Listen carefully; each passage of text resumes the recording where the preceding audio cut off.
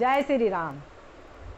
ये है अश्विनी माघ के कृष्ण पक्ष की पुत्रिका व्रत की कथा और उसका विधान।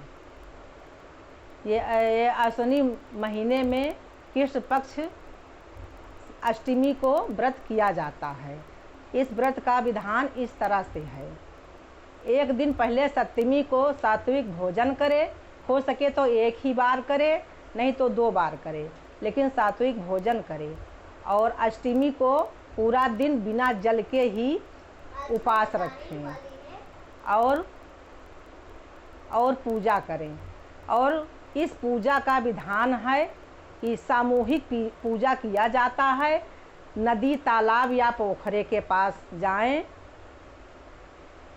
अगर नदी, पोखरा, तालाब नहीं है व्यवस्था तो घर ही पे कच्ची ज़मीन में छोटा सा तालाब बनाकर वहाँ पर गड्ढा खोदकर पानी भरकर वहीं पर पूजा करें।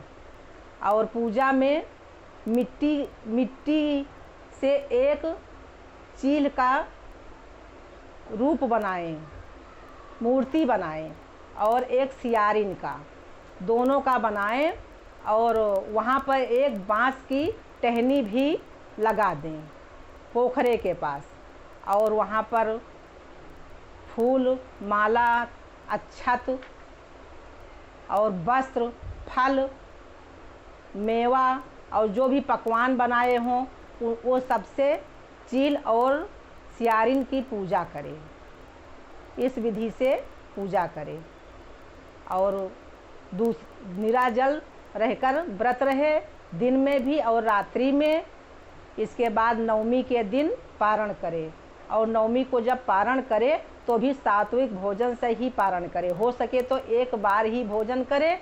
इसके बाद फल ले लें, दूध ले लें। अन्न ना खाएं तो ज़्यादा अच्छा है, और नहीं हो सकता है तो 2 बार भोजन कर लें। अब ये तो विधान था, अब आगे इसकी कथा सुनिए। कथा इस प्रकार है कि एक समय की बात है, शंकर पार्वती कैलाश पर्वत पर प्रसन्न मुद्रा में दोनों बैठे हुए थे।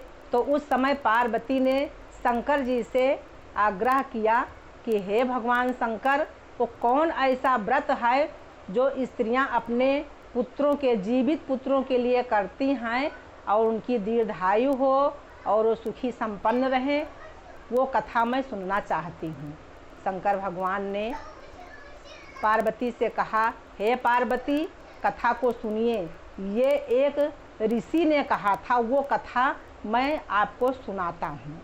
तो वो कथा पार्वती को सुनने के लिए कहा और पार्वती प्रसन्नचित्त होकर सुनने लगी। भगवान शंकर ने कहा, एक समय की बात है कि सब पुत्रवती स्त्रियां एक बट के पेड़ के नीचे व्रत रखकर और पूजा करने के लिए गई थी। और उस बट में एक बड़ा खोढ़र था और उसी में एक चील और सियारिन रहती थी। और रहते रहते काफ़ी दिन बीत गया और दोनों से मित्रता हो गई।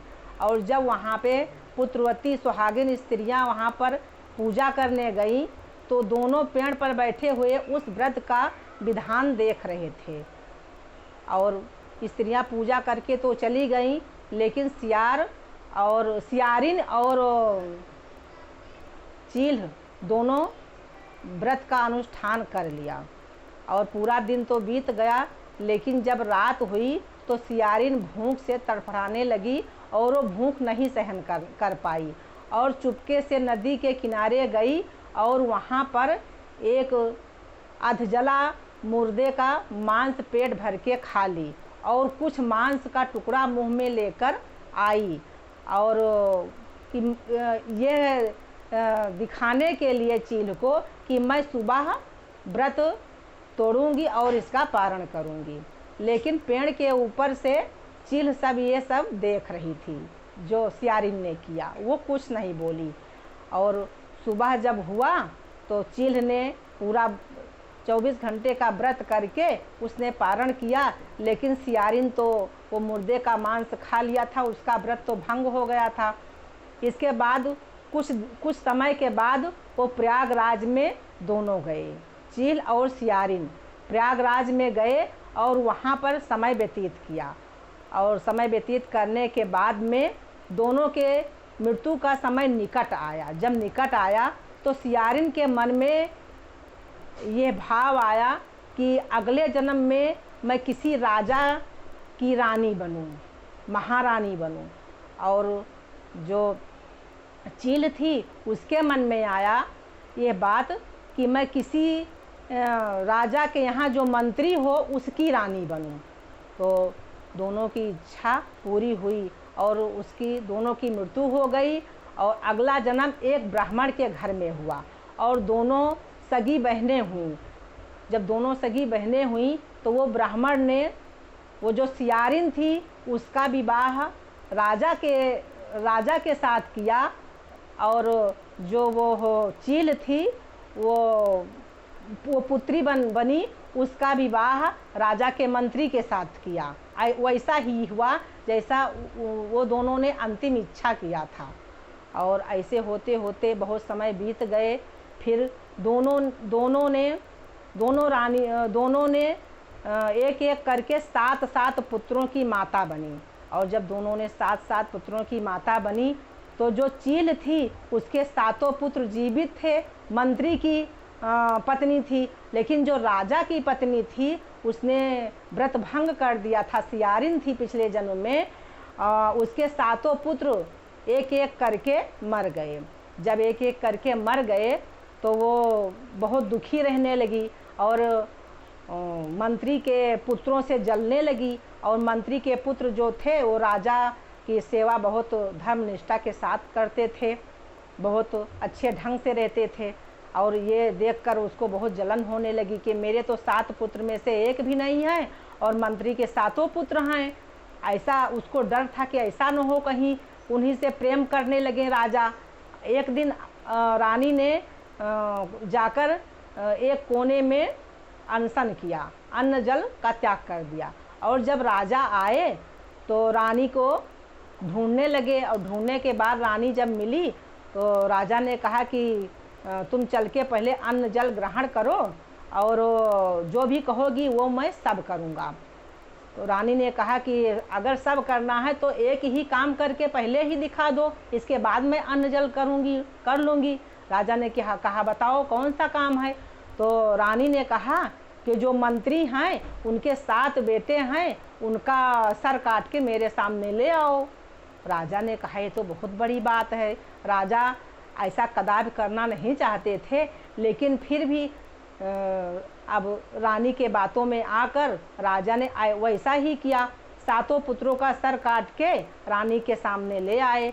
और रानी ने 7 बांस की टोकरी मंगवाई और सातों सिर 7 टोकरी में रख दिया और ऊपर से लाल वस्त्र से उसे ढक दिया। जैसे किसी के यहाँ कोई सौगात या बायन या गिफ्ट दिया जाता है उसी तरह से उसको पैक कर दिया।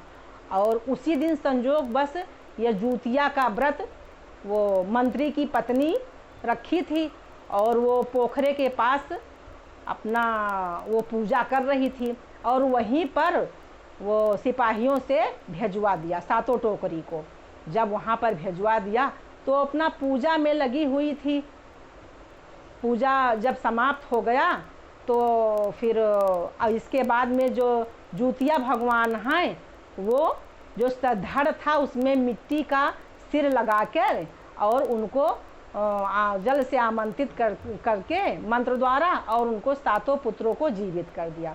इधर उनके 7 पुत्र जीवित हो गए और ये बात अभी माँ को कुछ पता ही नहीं है कि पुत्र कभी मरे कभी जीवित हुए। वो तो वहाँ पर पोखरे पर पूजा कर रही हैं।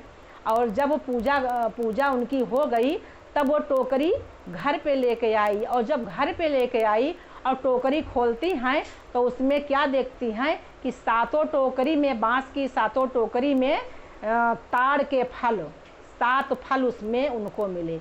उनके अपने बच्चों का कोई सिर नहीं मिला। तो उन्हें कुछ पता ही नहीं, मालूम ही नहीं था। और जूतिया भगवान ने उनके 7 बच्चों को जीवित कर दिया। इसके बाद में जब वो रानी ने सुना कि इसके 7 पुत्र तो जीवित हो गए और जो टोकरी में सिर रख के भेजा था ढक के उसमें 7 ताड़ के फल निकले और बहुत क्रोधित हुई और फिर मंत्री की पत्नी के पास आई। और जैसे ही मंत्री की पत्नी के पास आई वैसे भगवान ने उसका मन बदल दिया और उसका क्रोध ख़त्म हो गया। फिर वो जो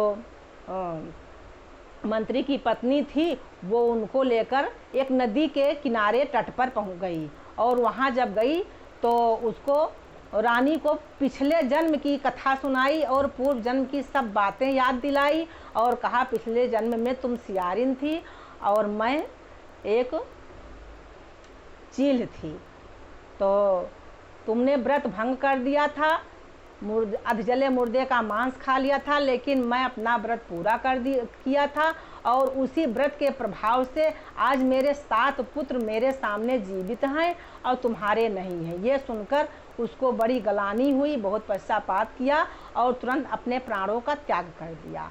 और इसके बाद में राजा ने जब यह बात सुनी कि रानी ने प्राण त्याग कर दिया तो जो मंत्री के 7 पुत्र थे उनको राजपाट दे दिया और मंत्री को और 7 पुत्रों को, और वो चले गए, वन में चले गए तपस्या करने के लिए। तो यह रही जूतिया भगवान की कथा। अगर आपको अच्छा लगे तो हमें बताइए कि आप आगे और क्या सुनना पसंद करेंगे। जय श्री राम।